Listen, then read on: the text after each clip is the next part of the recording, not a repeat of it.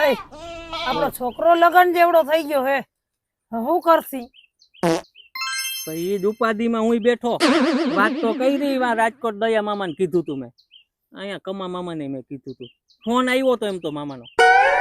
ઈ એમ કે નગર મકાન જોઈ, ધંધો નગર જોઈ, 4 વ્હીલ જોઈ, રેવું વા સિટીમાં ને અહીંયા ખેતી જોઈ. એ આપણે અહીંયા અસલ મજાનો ધંધો હે, વાડી હે, બધું અસલ હે, વાડીએ મકાન હે, આ ઝૂંપડું અસલ રહેવાનું હે. એ બધું અહીંયા પણ નગર જોઈ, કઈક નગર. આ બધું અસલ જ છે.